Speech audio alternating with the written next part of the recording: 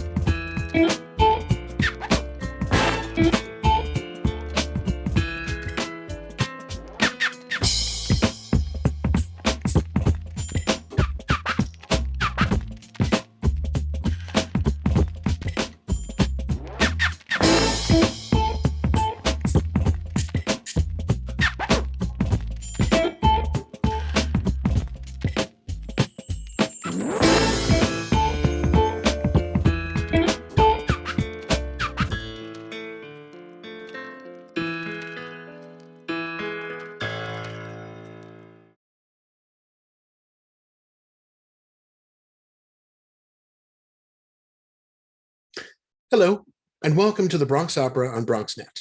I'm Ben Spearman, Bronx Opera's General Director, and I'm here to introduce you to our 2016-2017 production of Ralph Vaughan Williams' marvelous Shakespeare opera, Sir John in Love.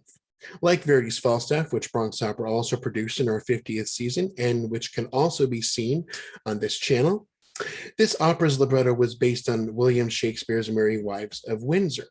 Once again, we're telling the story of the greedy knight Sir John Falstaff and his attempts to seduce two fabulous nearby women, Alice Ford and Meg Page. He hopes to get access to their bodies and also to their husbands' wallets. In this case, the text is almost taken entirely from Shakespeare's play, including his full rogues gallery of thieves, clergymen, merchants, judges, etc. In order of appearance, you'll see Michael Celentano as Robert Shallow, Shane Brown as Hugh Evans, Brian Jeffers as Slender, Max Vitaliano as Peter Simple, Jay Chacon as George Page, David Morrow as Sir John Falstaff, Eric Lamp as Bardolph, Brian Alvarado as Nim, Peter Ludwig as Pistol, Emily Kate Nadek as Anne Page, Elizabeth Slayton as Meg Page, Caroline Ty as Alice Ford, Chris Giorgetti as Fenton, David Charles Tay as Dr. Caius, Nathan Murphy as Jack Rugby, Leslie Swanson as Mistress Quickly, Stan Lacey as the host of the Garter Inn, and Jonathan Hare as Frank Ford. The stage director was Benjamin Spearman, scenery was by Megan George, costumes by Maureen Klein, and lighting was by G. Benjamin Swope. Our wonderful chorus master was Michael C. Hagler, and this performance was conducted by Michael Spearman. Now, we take you to the Lovinger Theater, to Sunday, January 15th, 2017, and to Sir John in Love.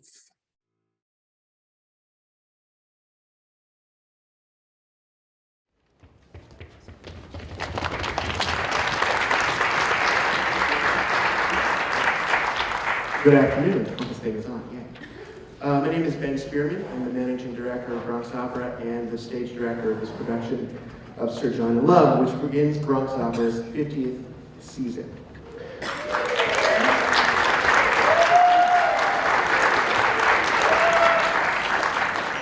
Last year we experimented with scene setter super titles, which is hard to say. So we decided to try the real thing this year. So above your head you will see super titles today, so just be ready for that. We thought especially for this show, because the words were mostly written by a guy named Shakespeare, you might like to read them. If you flip your programs over to the back, you'll see that there is you'll see that there is a way for you to get in touch with us. Tell us there are various things.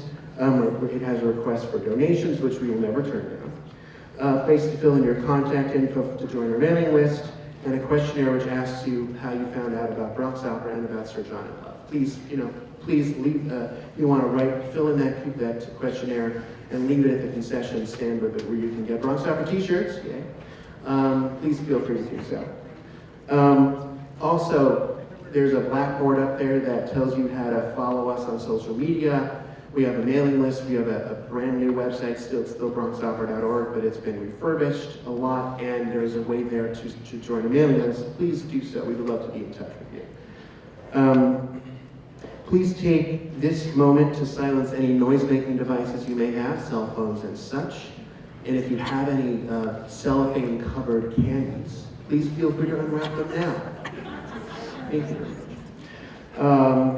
On behalf of our artistic director, Michael Spearman, and our orchestra, the chorus, and staff, the cast, we thank you for coming to Sir John in Love. And now, a special message from our assemblyman, Jeffrey Demowitz.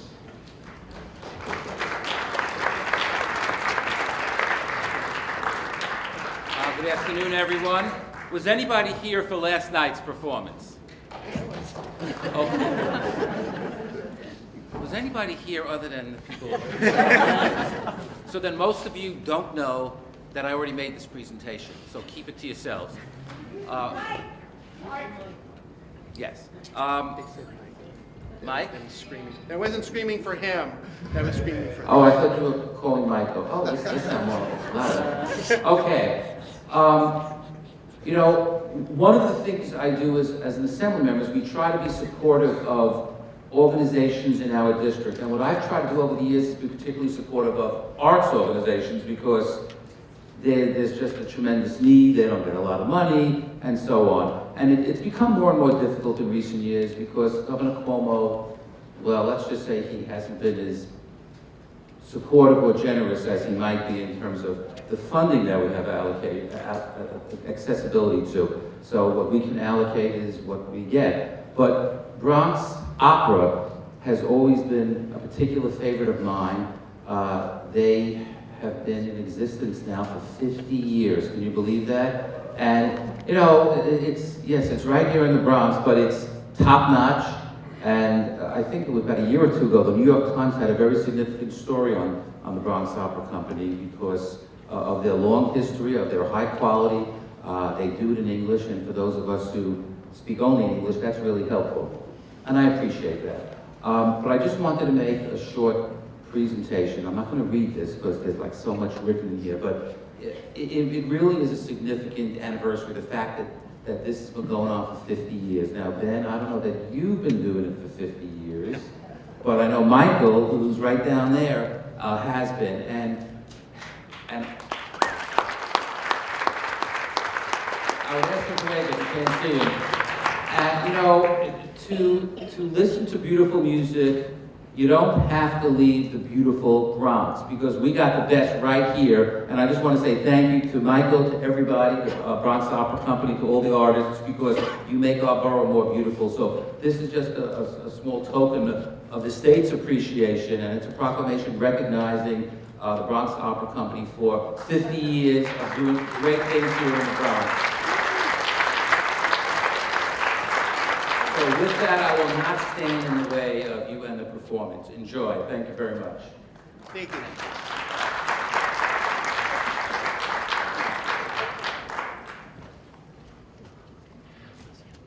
That's the lights on.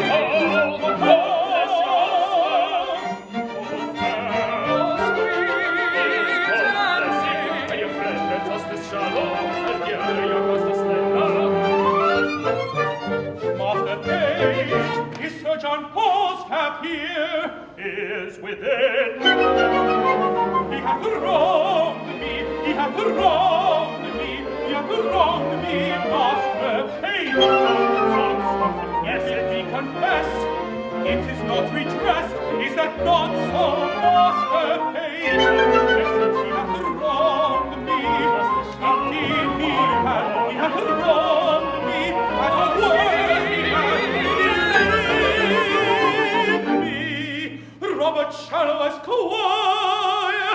say he is wrong. Here comes the guard.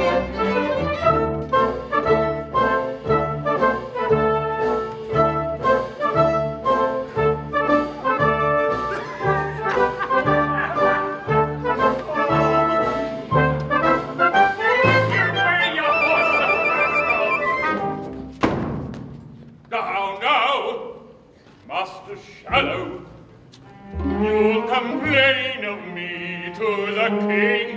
Knight, you have beaten my men, killed my deer, and broke open my lodge. But not kissed your keeper's daughter. Tut! A pin, this should be answered. I will answer it straight. I have done all this. That is now answered. Slender, I broke your head. What matter have you against me? Marry, sir, I have matter in my head against you, and against your coney-catching rascals, Bardolph, Nym, and Pistol. They carried me to a tavern, and made me drunk, and afterwards picked my pocket.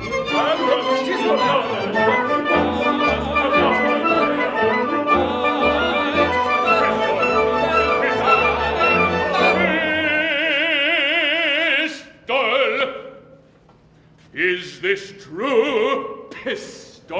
No, it is false. Sir John and Mastermind, I come and challenge of this latter build. Word of denial of thy leprous here. Word of denial. Word of denial. Froth, let's go.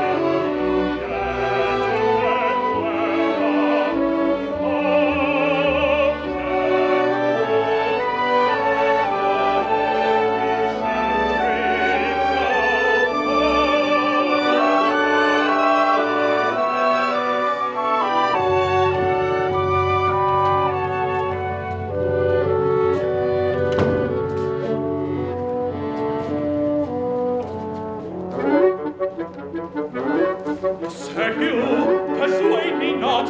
If he were 20 Sir John Falstaffs, he shall not abuse Robert Shallow, Esquire. Sir John Falstaff had committed disparagement. For my life, if I were young again, the sword should end it. His petted friends is the sword and end it. And there's also another device in my brain. There's sweet and page, which is pretty virginity. Is worth of notion if we leave our cribs and travels, and desire of marriage between Master Slender and Mistress Anne Page. Well, let us see.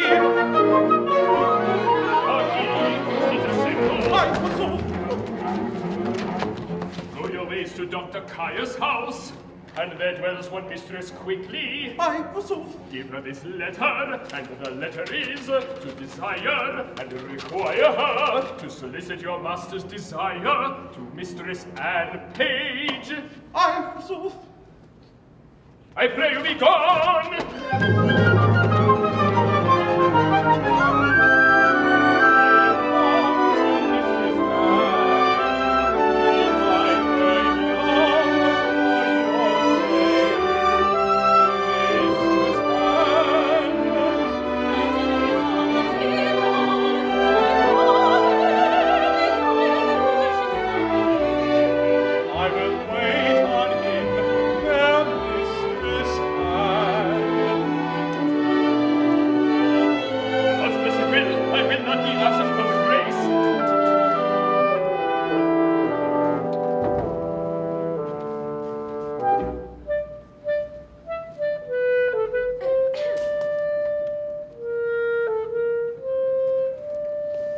work rather than 40 shillings. I had my book of songs and sonnets here. The dinner attends you, sir. I am not hungry. I thank you forsooth. Will it please your worship to come in, sir? No, I thank you forsooth. Heartily. I am very well. I may not go in without your worship.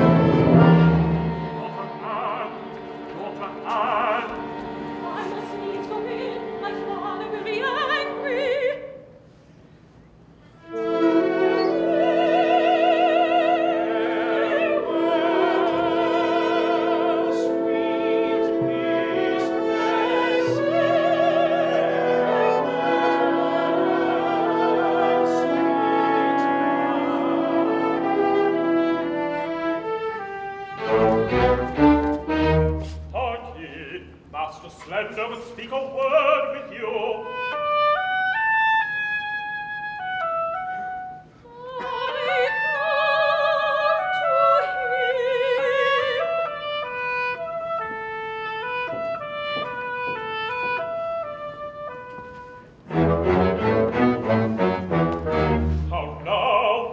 Does Master Fenton here? Wrong me, sir, must you to haunt my house? I told you, sir, my daughter is disposed of. Will you not hear me? No, Master Fenton. Knowing my mind, you wrong me, Master Fenton.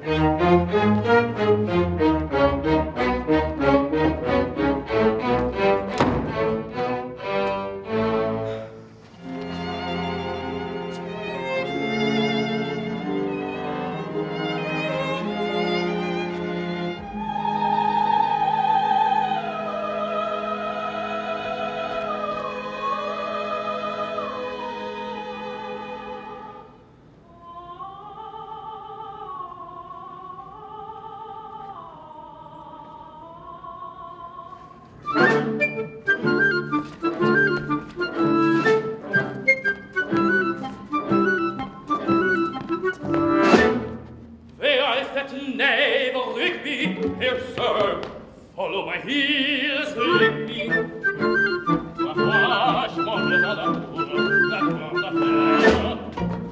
Rigby, sir, what is the clock, Jack? 'Tis past the hour, sir. My trot I tarry too long. Come and take my hand, I will, sir, and come after my heels to the court.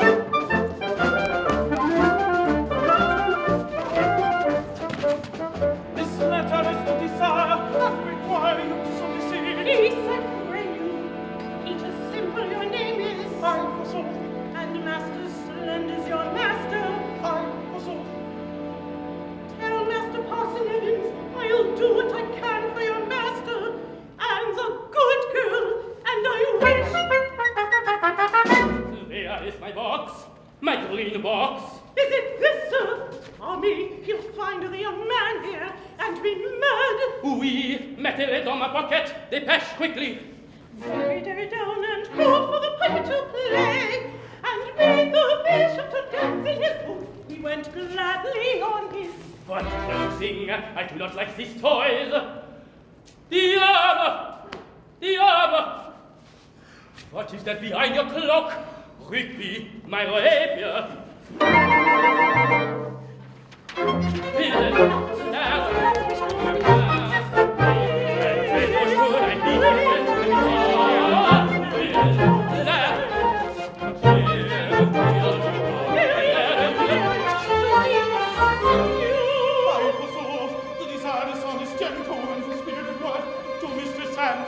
Mr. Sam, Oh, and master, in the way.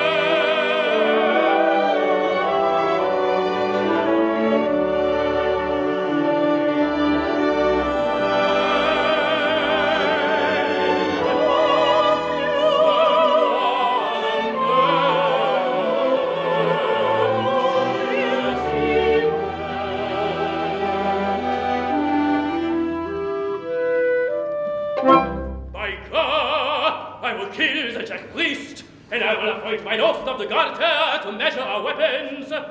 Follow my heels,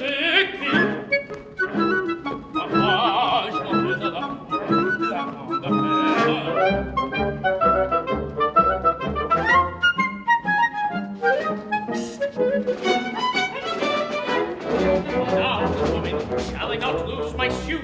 Truth, sir, all is in his hands above.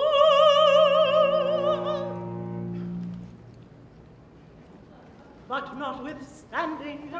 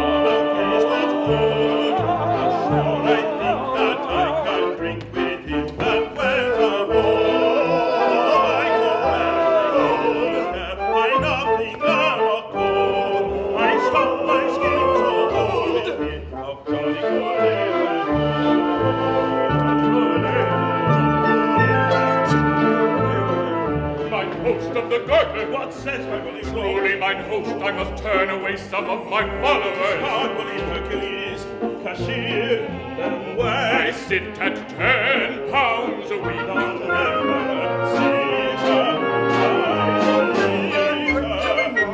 I will entertain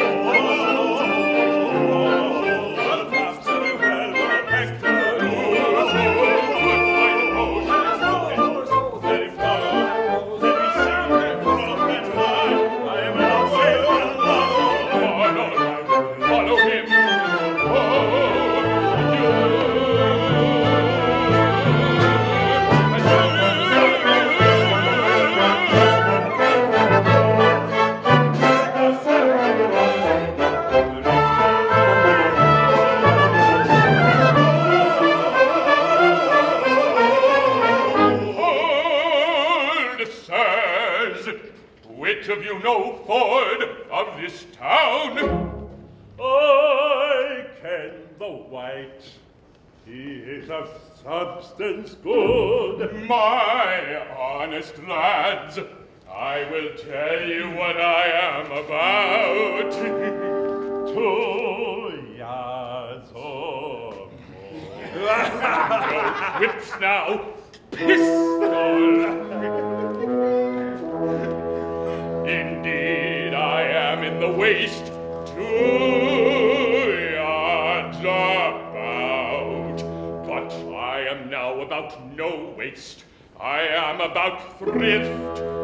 Briefly, I do mean to make love to Ford's wife.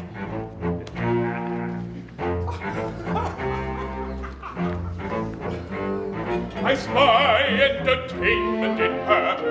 She discourses, she carves, she gives the leer of invitation, and every part of her to me comes to rightly is.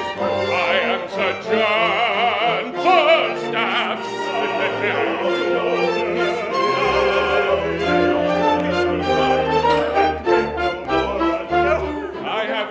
Me here a letter to her, and here another to Page's wife. Another letter, she bears the first. Who even now gave me good eyes to examine my parts with most judicious voyance.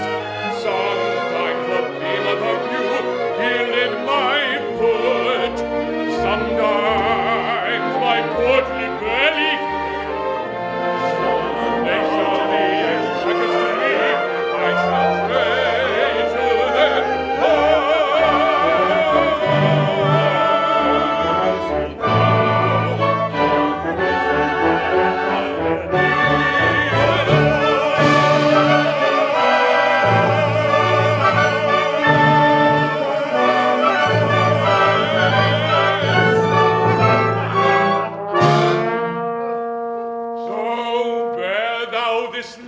To Mistress Ford.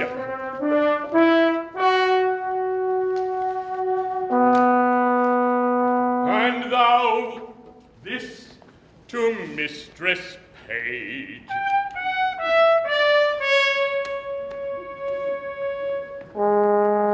Would you like them? Shall I, Sir Pandarus of Troy,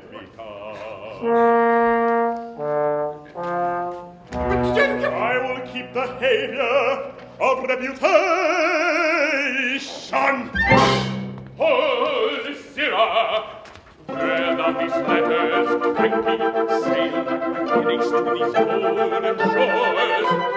Roads, heads aboard, flags like hills and flows, run one way on the road, sing shall the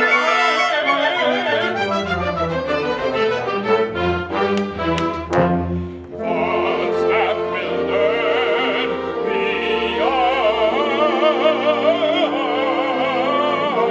of the age, next thrift to rogues, myself and skirted page.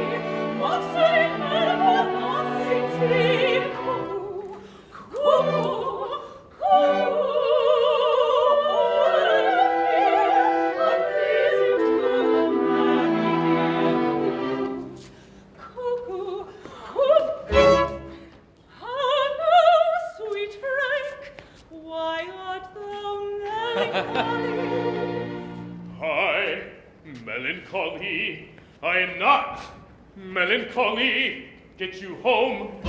Go! Faith, thou hast some crotchets in thy head. Now will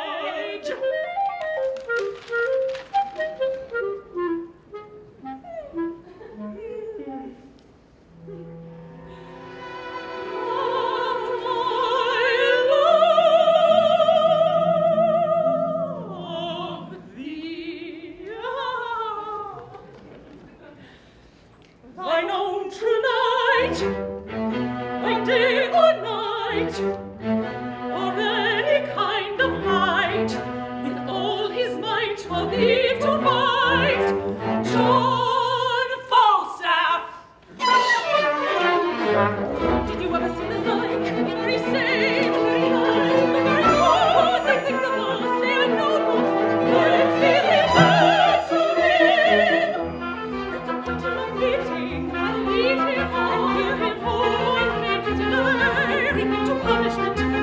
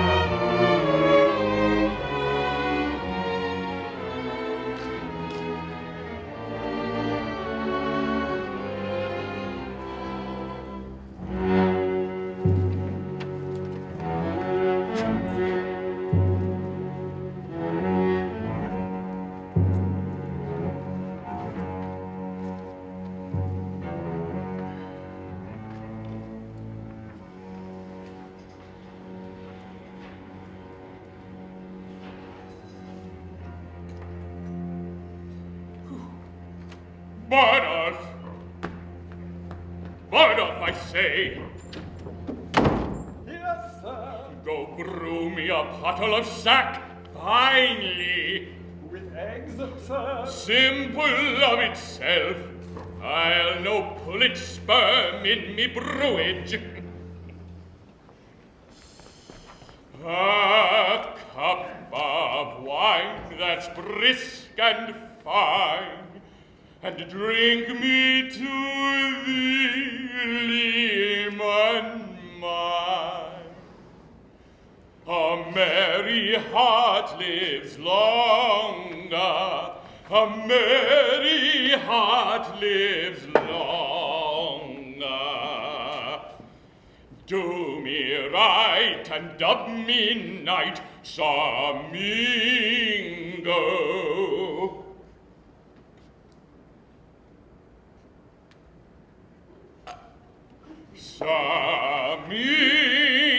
Samingo.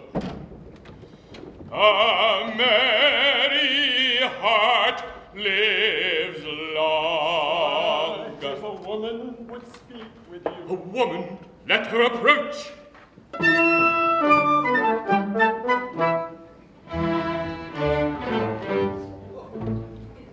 Give your worship good morrow. Good morrow, good wife. Not so, and it please your worship. Good maid then. I'll be sworn, as my mother was, the first time I was born. What with me? A word, 2,000 fair women. your worship, I pray you come nearer this place. There is one Mistress Ford. Mrs. Ford, just say. There's one Mistress Ford. Mrs. Ford, word. I pray you come nearer this place. Mrs. Ford, said she to me. Nearer.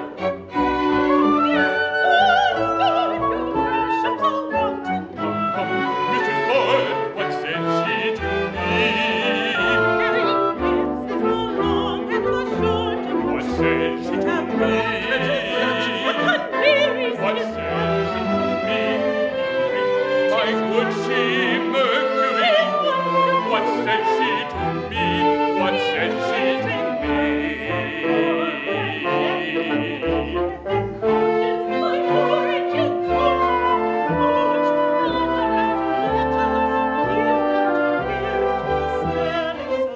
But what said she to me? But what said she to me?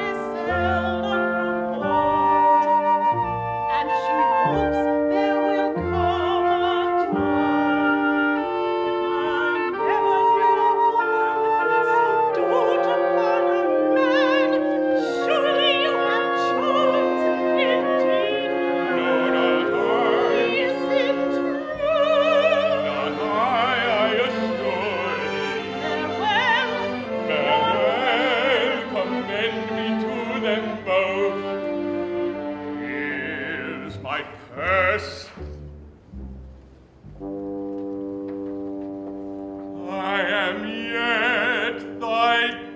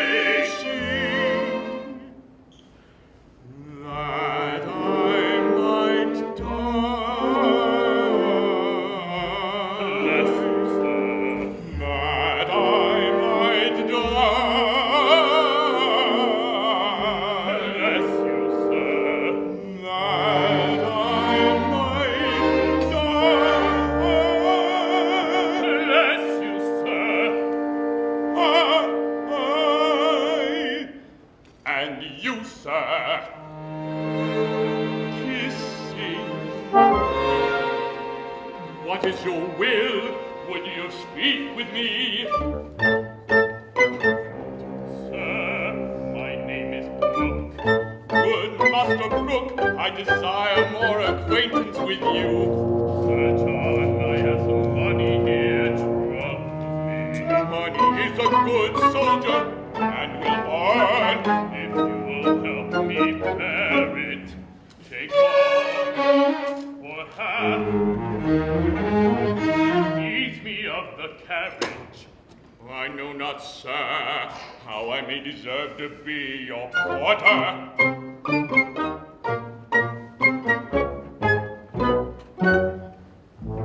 There is a gentlewoman of this town. Her name is Mistress Ford. Ford 10 and 11. Very well, sir. Proceed. I have long loved her.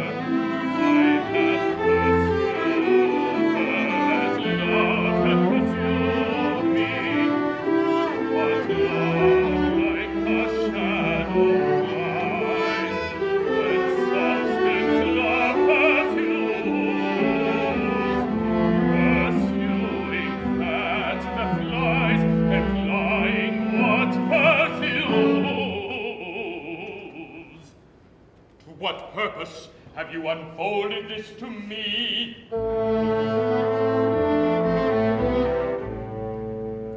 Some say that though she appear honest to me, yet in other places she enlarges her mirth so far that there is shrewd construction made of her.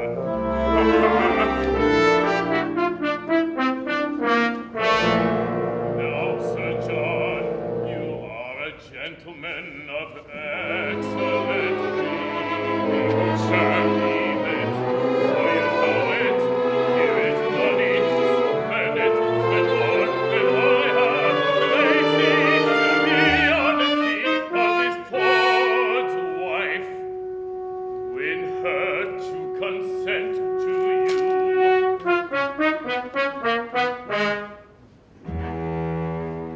Should I win what you would enjoy? Oh, understand my drift. She dwells so securely on the excellency of her heart. She's too bright to be looked again.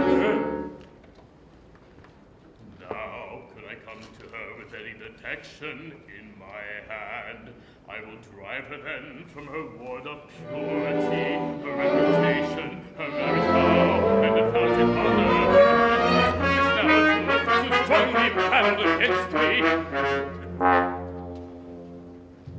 What say you to't, Sir John? Master Brooke, I will first make bold with your money, and then give me your hand.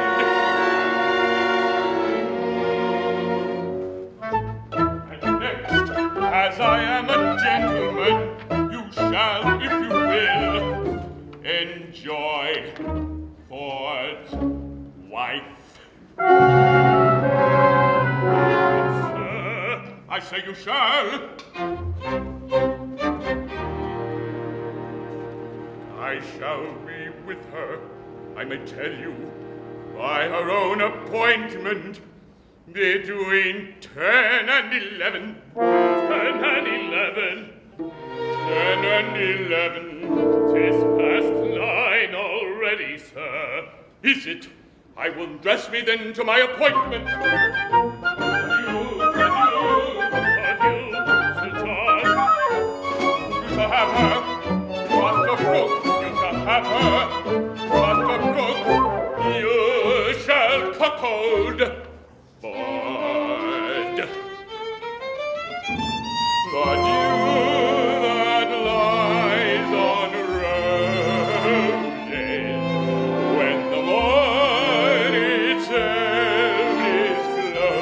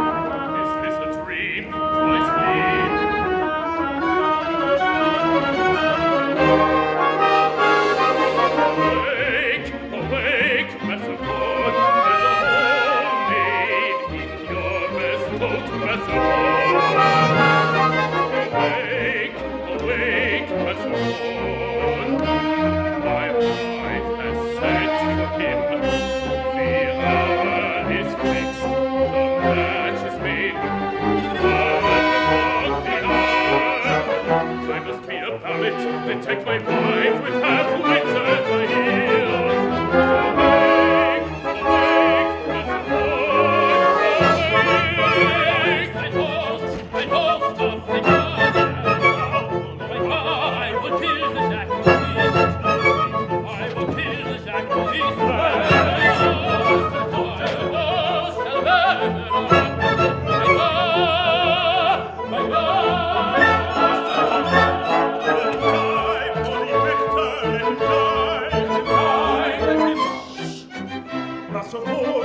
Thou hast no suit against Sir John. None, I protest, a jest only. Master Ford, will you go with us? With you, There's a freight to be got. There's a freight to be got. What's your heel? Not bias. Frenchmen, answer you. The Norseman.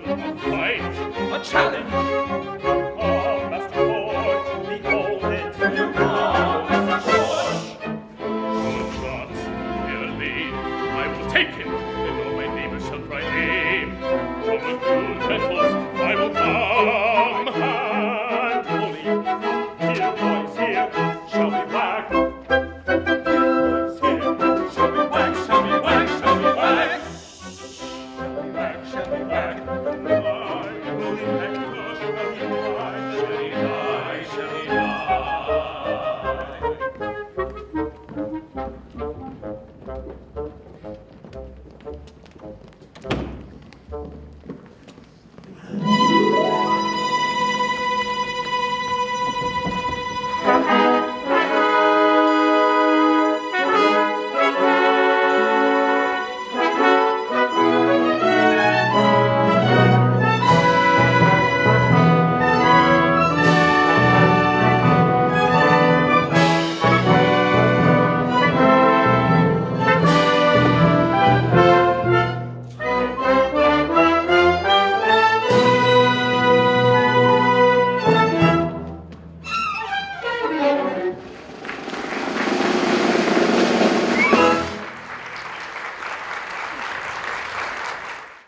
Hello, everyone, and welcome back to Intermission of Sir John in Love here on BronxNet and the Bronx Opera on BronxNet.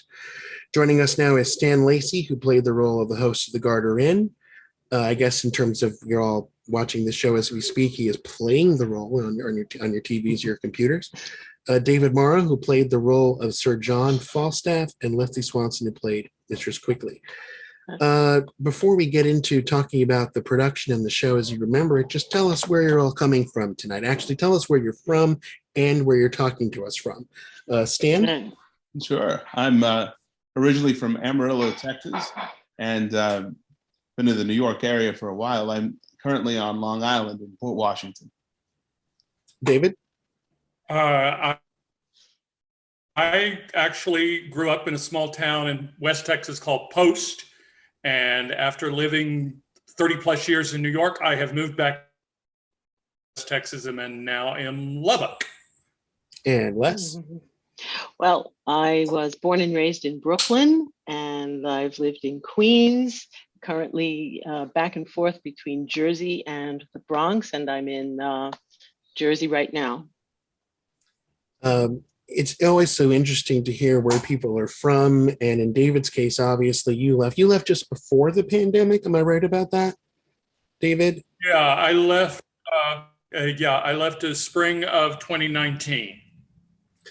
And you'd been in a bunch of our shows. I keep running across your name because you seem to be in almost every one of the ones that we're putting up here. Not that this is a complaint, because you're amazing, and we miss you a lot up here. We personally, David. and in the shows. Oh, thank you. But you're always an incredibly welcome presence. Stan, I think this was Sir John was your second show. I think you were in Albert Herring. That's right. Yeah. And how did you originally come to us? Do you remember, Stan? Well, you program interesting and wonderful pieces. So I'm a huge fan of Benjamin Britten's work. And so when the audition notice came by, I had to audition for that show, and had a great time doing it. And then when you programmed a Vaughan Williams opera, they're so seldom programmed, and Vaughan Williams is just one of my favorite things to sing. It just fits a lyric baritone voice very well. And so I said, well, yeah, I got to do that one too. And it was just a fantastic experience both times. Bronx Opera is an institution, but especially because of those kind of repertoire choices, it makes it a company that an artist really wants to be a part of. That's great. It's great to hear that, Stan. And David, how did you come to us? It's sort of his two separate questions because you were with us a while ago, but also then you came back. Well, I was just getting my feet wet in the New York opera world. And at the time, I was singing tenor. And I saw that you were doing the Floyd Susanna. And I didn't know much about the opera, but I thought, I need to go audition for this. And I did, and y'all cast me. And yes. I used to say I was the biggest little bat in captivity. And that was just kind of the start of a long and very fruitful and wonderful collaboration. Yeah. Even after I changed my Fach and my rep and started singing baritone and bass baritone roles, y'all said, sure, we can cast you. And I'm like, oh, okay, cool. It was great. And you always bring such incredible energy to every role you do. And I remember your little bat. I was in the chorus of that production, and you had, that's a character. That's a very, very cool character. Very, very interesting, kind of definitely on the spectrum character. Very rare character in opera, actually. And you were so marvelous and such a tenor sounding tenor to my ears at the time. And then you came back a bunch of years later and you were the bassiest sounding bass. So it's just so fascinating to think about the journeys that singers take as they go through their careers. Yeah. And you took an incredible one. Can you just talk for a second about how that happened, like what the process was of going from tenor to bass? Well, I was always kind of singing tenor kind of on a wing and a prayer. It never did feel real comfortable. And I just decided finally, along about 1999, 2000, that I wanted to have fun when I was singing. I didn't want it to be incredibly stressful. Are these notes actually going to come out? And so that's when I decided to retrain and work with some very good teachers. And and it seemed to be happening. And the work started coming more and more consistently in the lower Fach. As a tenor, I never really had the easy high notes you need for the romantic leads.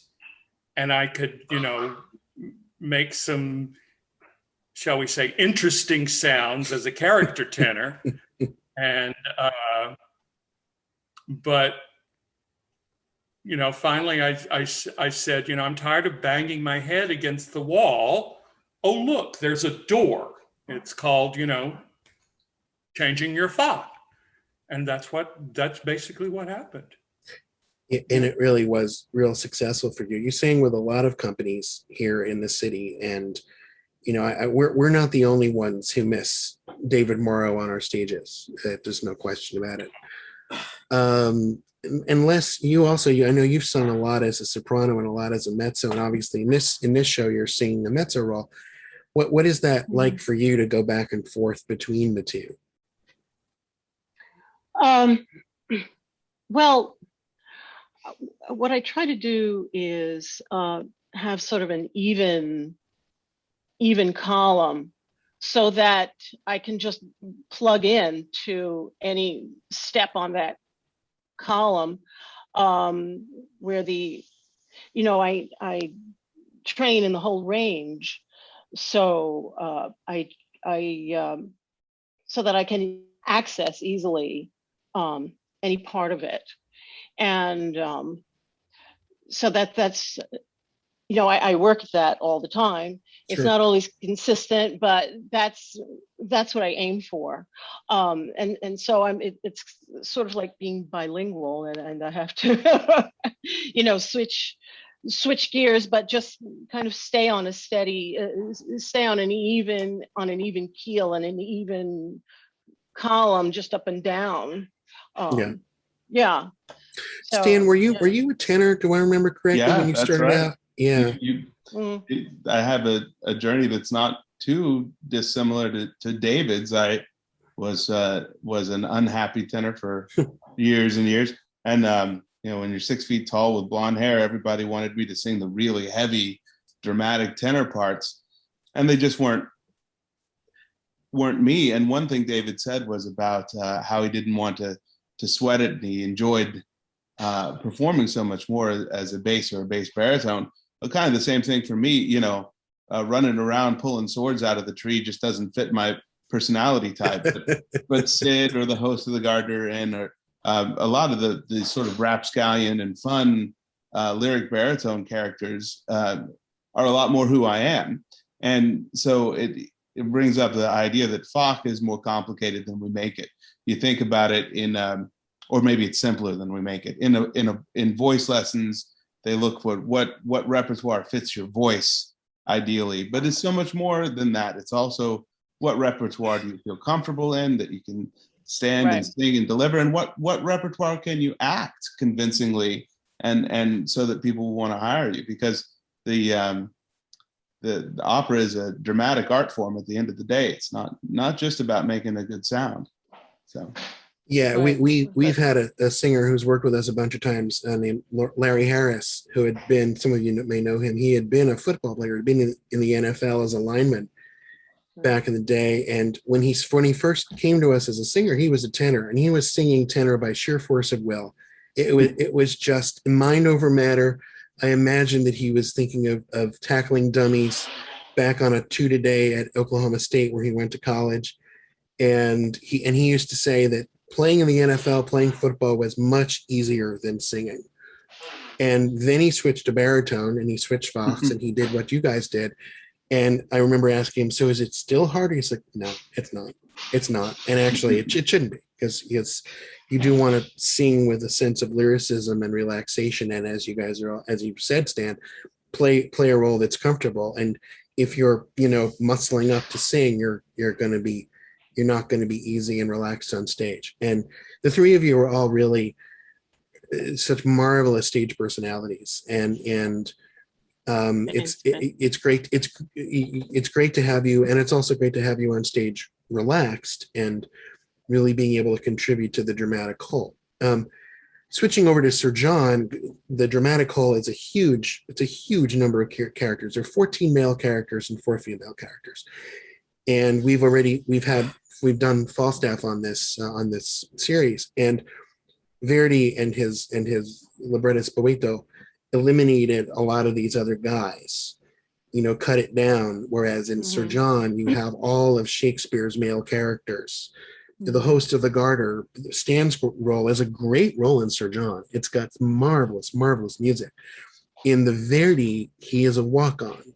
He comes out, he pours some beer for Falstaff, and that's pretty much what he does. Now, Quickly is a huge role in the Verdi, and as is obviously Sir John. But the host is an example of a character that kind of gets just offed. He and Mr. Page, poor Mr. Page, who Verdi just saw fit to push off a bridge. But I wanted to just ask you, first of all, what if you felt that doing Sir John? Actually, no. My question actually is: have any of you done any Shakespeare? Have you done any Shakespeare either in readings or stuff? And whether you have or not, did you feel like you got a certain Shakespearean experience from doing this work, which really was the words of Shakespeare for the most part, and in English, and you know, really is the Shakespeare play almost completely set to music?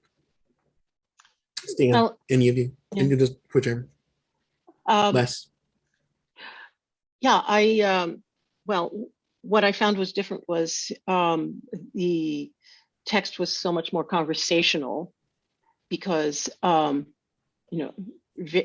many true opera composers, rightfully so, had a lot of repetition over lyrical lines, and this was more punctuated and more conversational, not as much repetition. But I found that to be fun because it stretched your acting chops as well, and so you were enjoying, these conversations that you were having with the various characters, and that made it a lot of fun. Actually, I found.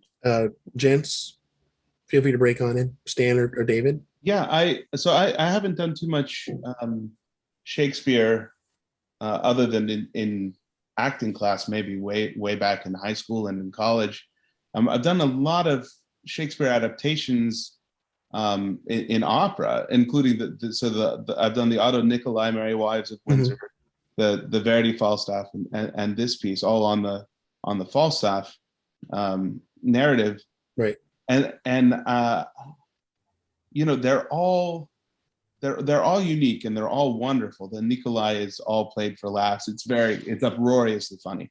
The Verdi is takes so much from the Henry plays that really sometimes saps the comedy, although it does have its delightful moments. And then the Vaughan Williams is just sort of its whole own animal. I talked a little bit about how you so seldom see this piece done, and then you gave the reason why. 14 male principals. Like, how many places can they even do this piece? It's a monstrously huge cast, but that just makes it so much fun to be a part of. Right. The spirit that everybody that took to it, I thought, to bring a piece of this size to life is really really fun. Right. Now, the acting is so strongly demanded in all the kinds of repertoire, but it's just it feels in this one closer to play acting, acting in straight theater, but you are singing as well, so it's interesting in that way. David? What I was thinking of as you asked your question was, I've done a pretty good amount of Shakespeare. Mm-hmm. I actually went to the National Shakespeare Conservatory. And every great Shakespearean performance that I've seen, heard, or listened to, the expressivity of the voice is so vital to the plays themselves, and the language is so important. And a fine Shakespearean actor has a beautiful, well-trained and expressive voice, without doing the whole, not that at all. Mm-hmm. But Vaughan Williams captured that so beautifully, and also the very Englishness of it. Mm. I love the Verdi. It's probably one of my top 3 favorite Verdi operas, but it's a little Italian.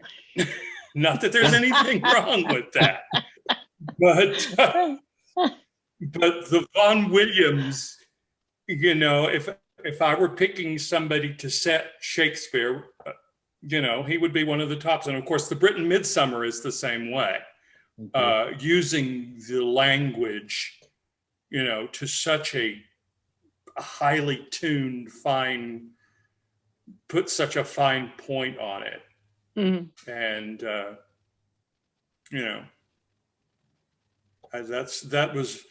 that's been my experience in the Shakespeare I've done, and that I was very glad to be able to do in Sir John in Love. Did you have any particular, and any of you can jump in, recollections of the production itself and that experience? It's beginning to recede in the distance a little bit, and of course the last year has been probably equal to about 5 years, but any particular memories you have of the production period or what we did? I had so much fun in the ensemble scenes, and particularly in the one with Falstaff, where David, you had to chase me around the stage. I loved that scene. I loved that scene. I would do it. So much fun. I just had a marvelous time. It was the character was just wrapping him around her little finger and just playing him upside down, and it just it was just having those characters interact that way. It was a lot of fun. Yeah, that's such a great scene. Egging him on. Such a great scene. Egging him on. Y'all were so funny, and the chasing was always fun to watch. Right. So much chasing in the opera. So much chasing. So much running. Him on, right. Egging him on into this valley of temptation. It was. David, I saw you had a light bulb above your head. Oh, I was just going to say, in that extremely complicated ensemble in the first act with all of the men. Yes. I'm sure you remember it, Ben. It's sort of the first entrance of Falstaff, I think. Yeah, mm-hmm. Yeah, but that between the counting and the way, I think there was a bunch of key changes. But anyway, I knew when Stan came in and started doing his little bit, I could breathe easy because he would never, ever make a mistake. He never got off from like almost the first rehearsal. And I'm like, and my cue coming off of that, I could say, I'm good. This is one place in the show I know exactly that there's not going to be any problem because Stan is always like right on the mark. That's great. I'm not sure if I deserve that, but I'll take it. I just remember that ensemble being incredibly complicated. I remember that too, and it was one of the early, because it was towards the beginning, is one of the early days of staging, right. And when people were a little bit still insecure with the score, and of course in that scene everybody's running around, and the set was a little complicated and difficult to show exactly in the rehearsal room. So sometimes I didn't know when people were going around a tree or when they were going through a door. When we finally, it's always a wonderful moment when you actually see the set pieces and you figure out what the hell everybody was doing all that time. Right. But that was a nerve-wracking scene. You never knew exactly if it was going to come together. No, it was really clockwork by the time the show came around, though. Yeah. Yeah. That. Oh yeah. By the time we opened, it was like clockwork, right? Falling off a log. But those, those first few rehearsals were. And then you had to, of course, always dicey. Yeah. You had to, of course, deal with so many props. There were a lot of cups, trays, and mugs, and rags, and yeah. Mm-hmm. It was not a simple show. It was, but everybody really focused in on it. But I remember that we would have people miss rehearsals, and me or my marvelous assistant, the brilliant Hallie Gilbert, would stand up on stage and play roles and try to sing your parts, and find ourselves going, damn, this is hard.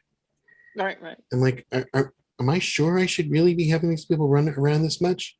Yeah. And the music is deceptive. It looks like English folk music. It looks like you could fake your way through it a little bit. The Verdi, it means business. The Vaughan Williams, you look at it and it's deceptive. But it is tricky. Right.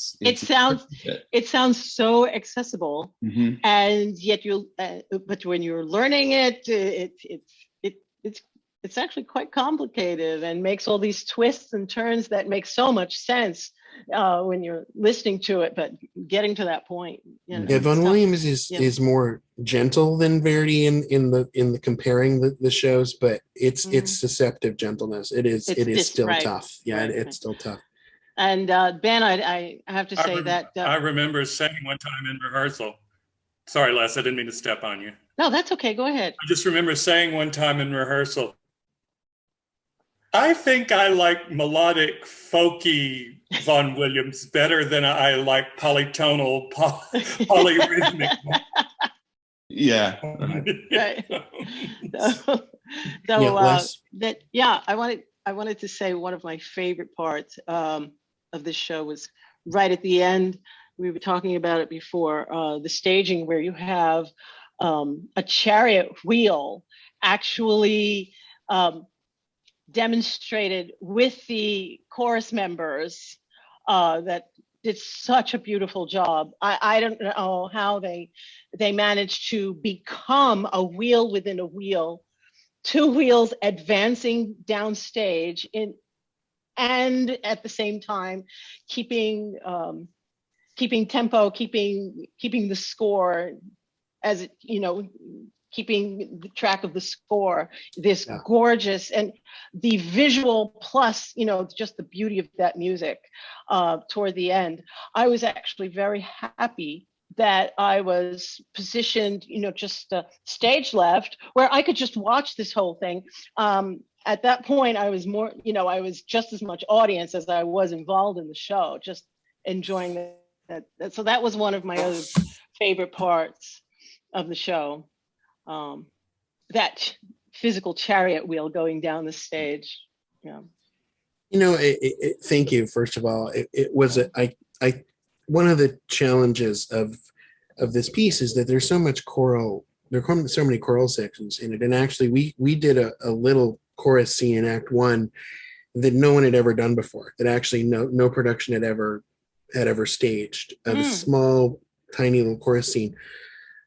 Which is just one of the most gorgeous things I've ever heard in my life. And it's a test because as a director, I want the music to have its fullest expression, because obviously people come to an opera to see and hear, to experience the characters, the relationships, but also to hear the music sung as well as it can be sung. And that particular section, Les, that you're talking about in the last act, which is as Fenton is kind of being basically escorted in to Anne by the women.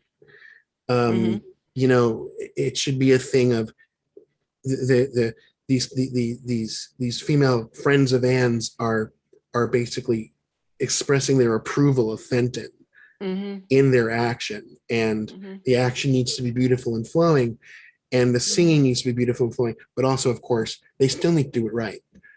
And this opera, it was tremendously challenging chorally, and our chorus master, the great and powerful Mr. Michael Hagler, did such a marvelous job of getting everybody really getting it trained to the point that they could do staging, which was a little complicated, and not lose their places. And I know Stan's company, Stan started with a bunch of our other favorite colleagues, the New Camerata Opera, has, I think your first show, Michael Hagler was the music director. Am I right about that? Thanks for mentioning. Yeah, he was, and a bang up job. And he's also conducted Camerata Works, one of our video projects as well. He's a tremendous colleague, and I met him through Bronx Opera, which is wonderful. Bronx Opera is where I met Eric Bagger and quite a number of our cohort. The founders of New Camerata Opera have some history with Bronx Opera, and I like to think that so a lot of the inspiration for the kind of things we like to do, especially I think of Bronx Opera as being very knit to the fabric of New York City, and I think that's important for any arts organization to really not just be doing opera at folks, but to be a part of the cultural fabric, to be intrinsically linked to what the community in New York and the wider community even needs and wants. And so I think that's one thing that Bronx Opera does very well. So thank you all. Thank you, Stan. Thank you, David. Thank you, Leslie. Thank David, you, I love your shirt. I need to comment on that. Oh, it's older than you are. Marvelous. I love it even more. And it's comfortable, and I'm also also not going to say what I'm wearing out of screen, out of frame. I think it's wise that none of us do. No. And we'll just end on that note. So Miracle thanks. Thank you to everybody for watching us reminisce here. And now back to Sir John in Love.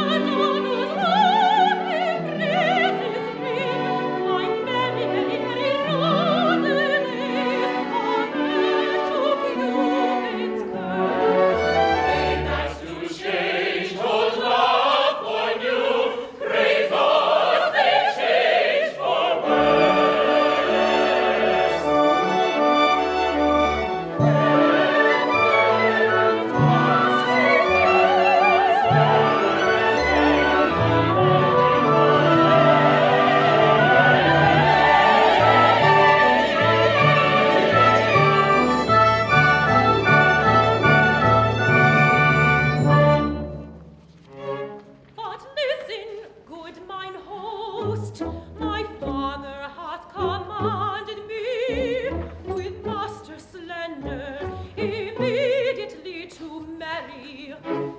I have consented.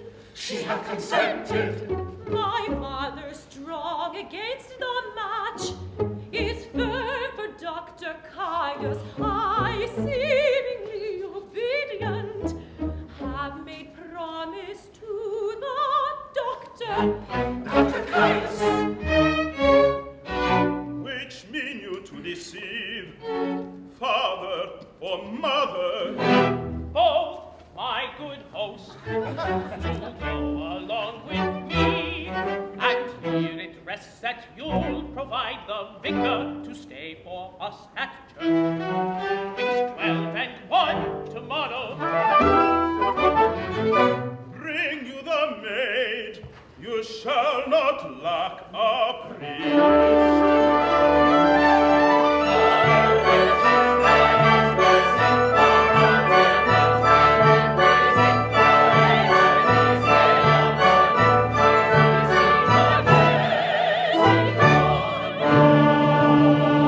Now to our feast, fair mistress, lead the way. And you, mine host, will you not join our company? I must to my honest knight Falstaff and drink canary with him. Farewell. I mun be married a Sunday, I mun be married a Sunday. Whosoever shall come my way, I mun be married a Sunday. I mun be married a Sunday.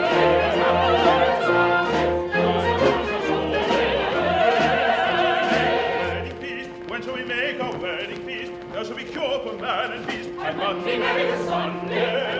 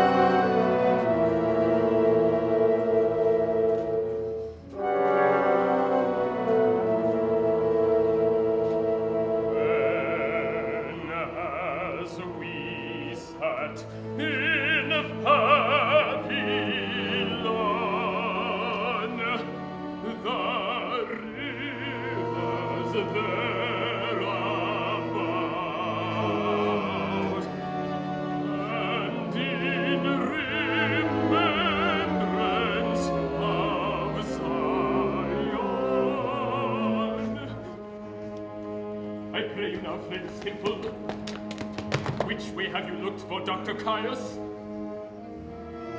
May sir, everyone the town way. I most vehemently desire you will also look that way. Aye, forsooth.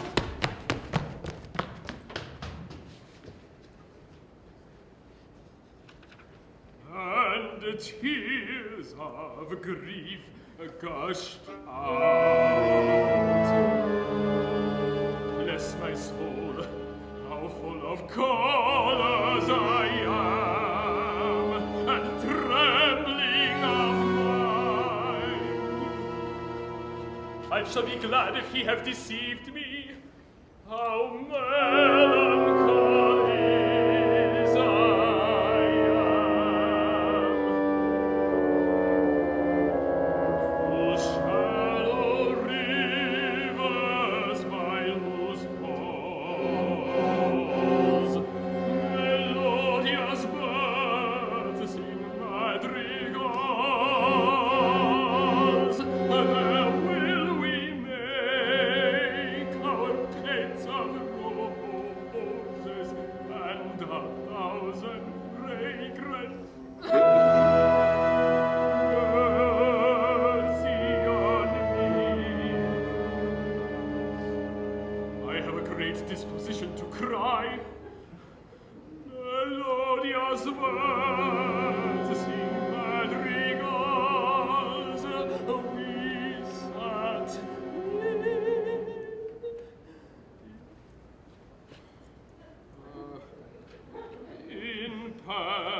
In Babylon, the rivers there are. Yonder he's coming! Which way? This way, senor! What weapons has he? No weapons, sir! Across the right. How must the parson tomorrow put his door? This is his mercy sake. Oh, if I'm to you to do good office, very well. What is it? To see the fight, to see the fight, to see the traverse, to see the air, to see the air, to see the pass, thy punto, thy stop, thy reverse, thy distance, thy God, is the I must like his novels, but missing his meetings and appointments as cowardly and vain. Where is the coward? Where is the Jean? Where is the coward? Jack, please stop the boy.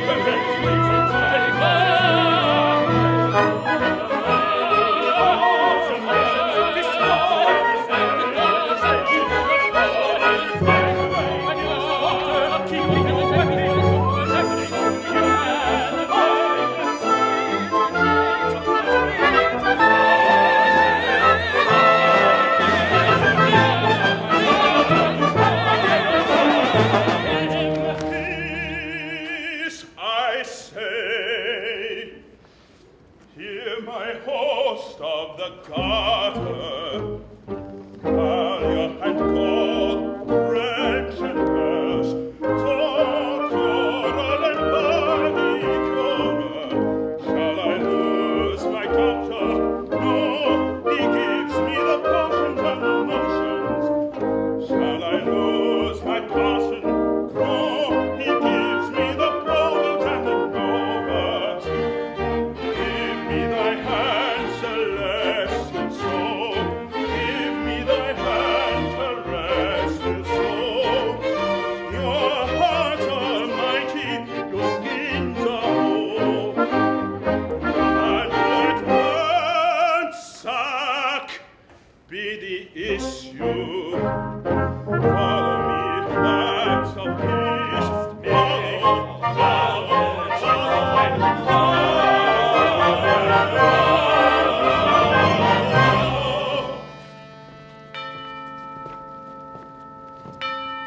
How Master Ford! Lord Locke gives me my cue, and my assurance bids me search.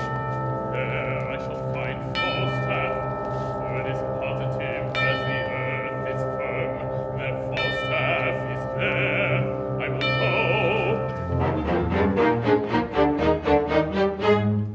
Gentlemen, I beseech you heartedly, go home with me to dinner. Beside your cheer, you shall have sport. I will show you a monster, a monster, a monster. I bid you come. If I find my wife honest, it is not lost labor.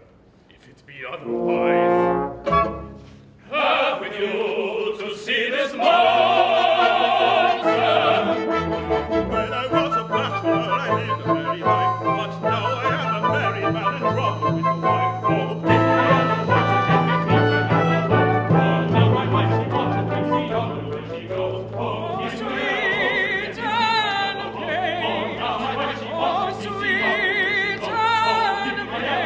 where she goes. Oh, Sweet and plain. Oh, sweet and plain.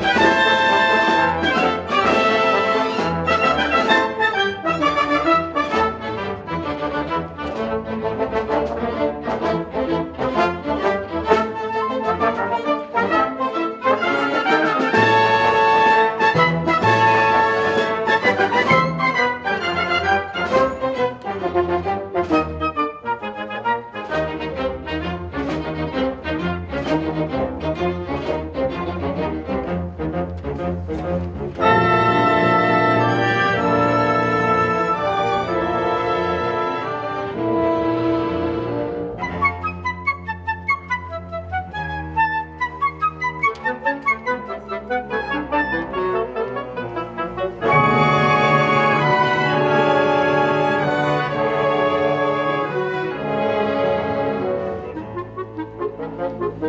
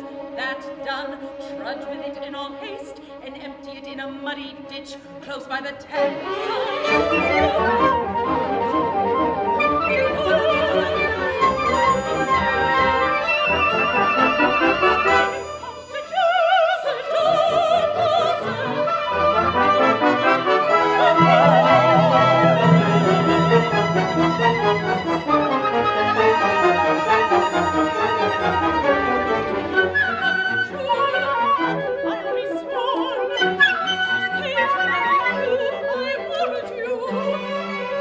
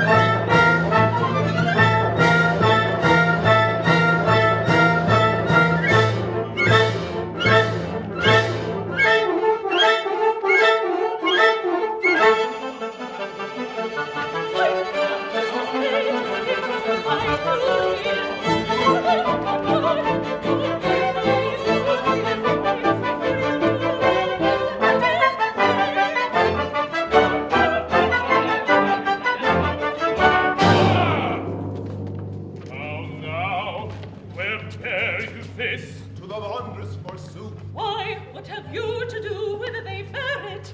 You best meddle with buck washing. Buck? I would I could wash myself of the buck. Buck. Buck. Buck.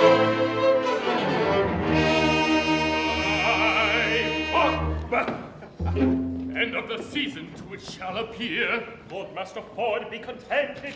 You wrong yourself too much. Gentlemen, I have dreamed tonight. I tell you my dream. Here be my keys. Ascend my chambers. Search, seek, find out. I warrant you will unkennel the fox.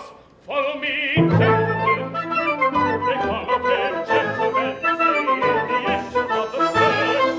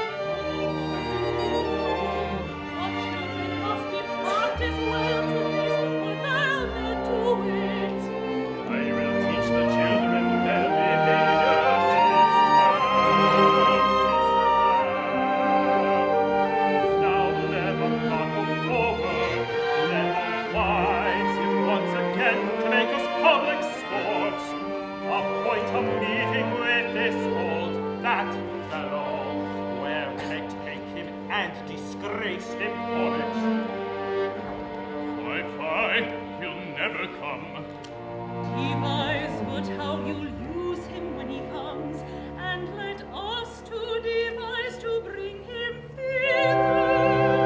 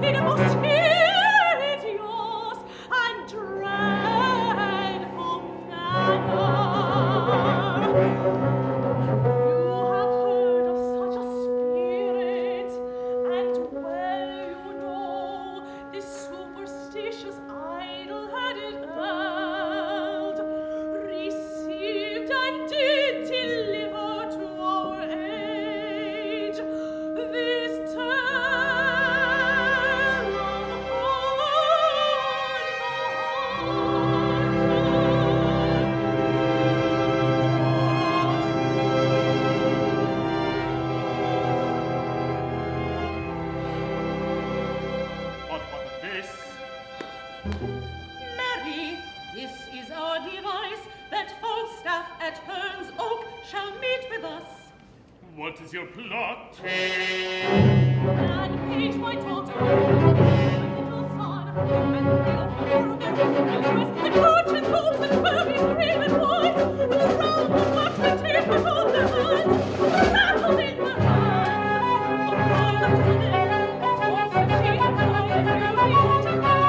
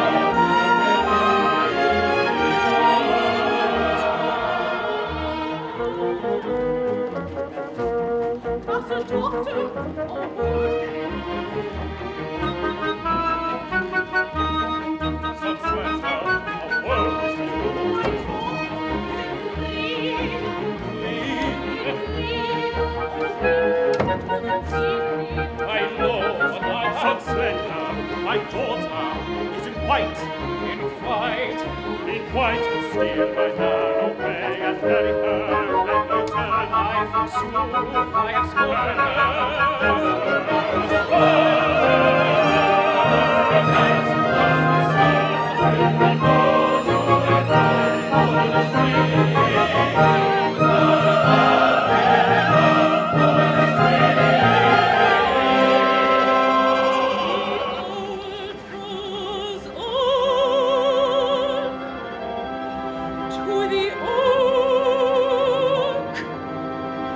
To the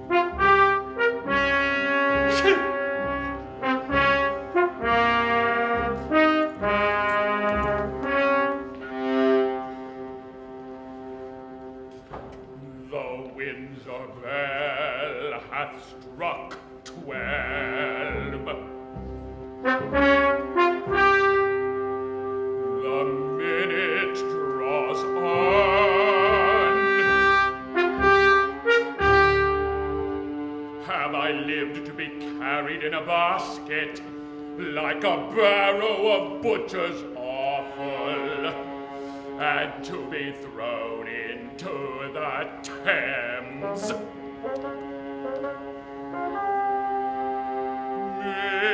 Mistress Ford,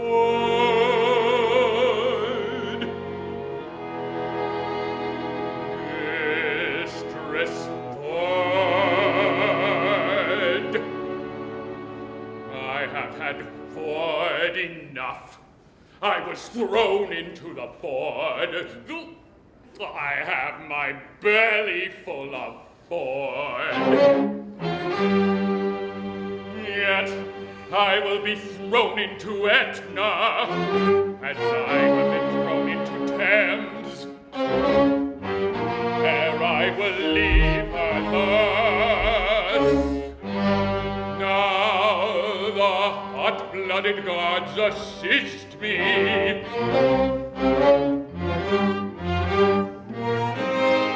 Remember, Joan, thou wast a bull for thy Europa, a powerful love.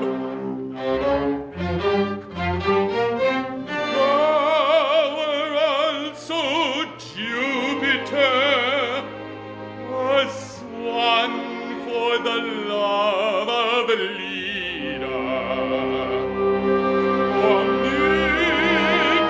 Omnipotent love. For me, I am here a Windsor stag, and the fattest I think in the forest comes here. By Jove,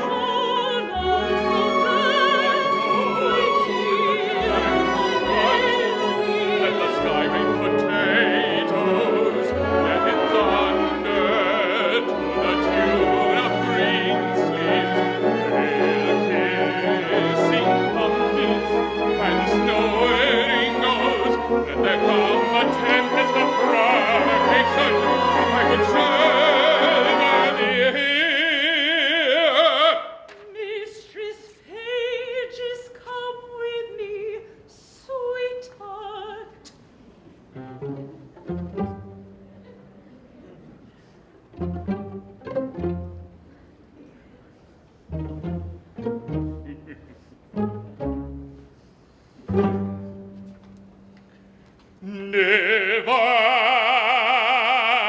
Divide me, divide me like a bright bird, each apart. Speak I like her, the hunter, as I am spirit. Welcome.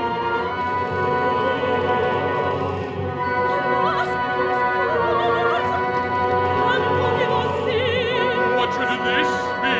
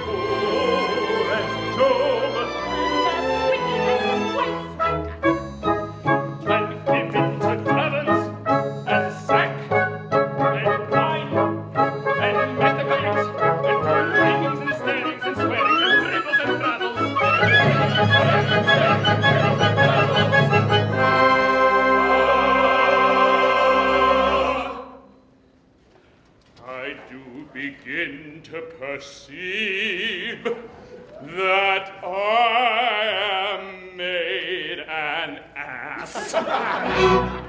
Yet be cheerful, knight.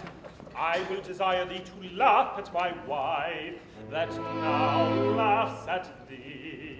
Helena, Master Slender hath married her daughter. Master Slender!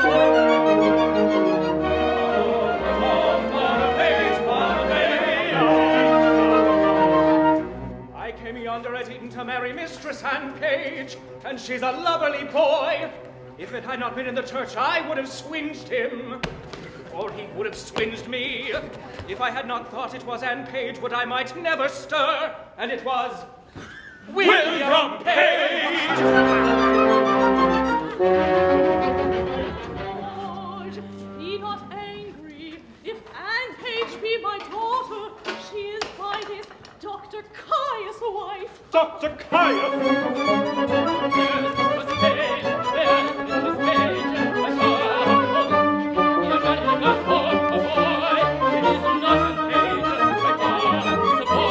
It is that knave,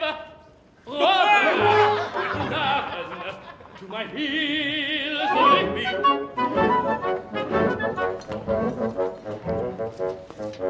This is strange. Who hath the right hand? My heart is